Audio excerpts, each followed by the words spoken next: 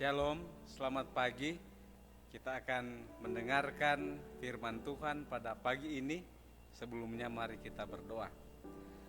Bapa di sorga, urapi hambamu dengan kuasa Roh Kudus-Mu supaya boleh menyampaikan kebenaran firman Tuhan pada pagi ini, menguatkan iman kami sebagai umat-umat Tuhan. Ampun dosa kami, dalam nama Yesus Juru Selamat kami. Amin. Baik, judul renungan kita pada pagi ini yaitu jubah kerajaan. Ayat firman Tuhan terdapat di dalam Wahyu pasal 19 ayat yang ke-8. Dan kepadanya dikaruniakan supaya memakai kain lenan halus yang berkilau-kilauan dan yang putih bersih. Lenan halus itu adalah perbuatan-perbuatan yang benar dari orang-orang kudus. Pada saat kita mempelajari tentang perumpamaan tentang pakaian kawin oleh Tuhan Yesus Kristus, itu membentangkan di hadapan kita satu pelajaran tentang kepentingan yang tertinggi. Dengan mengenakan pakaian pesta dalam perumpamaan ini digambarkan tabiat yang tidak bercacat celah yang dimiliki oleh pengikut Kristus yang sejati. Kain lenan halus, kitab suci mengatakan adalah perbuatan-perbuatan yang benar dari orang-orang kudus, yakni kebenaran Kristus. Tabiatnya sendiri yang tidak bercacat celah, yang melalui iman dianugerahkan kepada semua orang yang menerima Dia sebagai juru selamat pribadi. Saudara-saudaraku yang kasih, pakaian putih yang tiada bernoda itu dipakai oleh nenek moyang kita pada pertama kali mereka ditempatkan Allah di Taman Firdaus.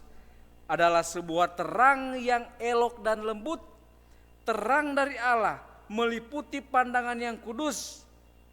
Tetapi saudara, tatkala dosa masuk, mereka memutuskan hubungannya dengan Allah, dan terang yang menyelubungi mereka pun meninggalkan mereka.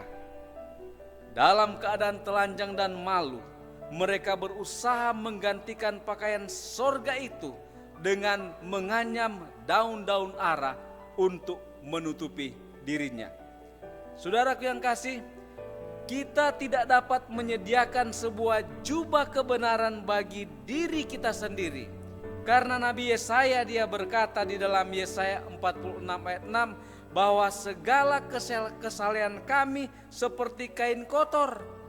Tidak ada di dalam diri kita yang bisa menutupi ketelanjangan kita. Kita harus menerima jubah kebenaran yang dirajut dengan perkakas sorga, yakni satu-satunya jubah kebenaran Kristus. Saudaraku yang kekasih, biarlah kita, orang-orang muda dan orang-orang tua, anak-anak kecil pun diajari untuk memilih bagi mereka satu jubah kerajaan yang ditenun sorga, yakni kain lenan halus yang berkilau-kilauan dan putih bersih, yang hanya dikenakan oleh semua orang yang suci di bumi. Dan jubah itu adalah tabiat Kristus sendiri yang tidak bercacat celah. Itu ditawarkan dengan tidak ada bayaran kepada setiap makhluk manusia, tetapi semua orang yang menerimanya akan menerima di sini. Di bumi ini jubah kebenaran itu diberikan.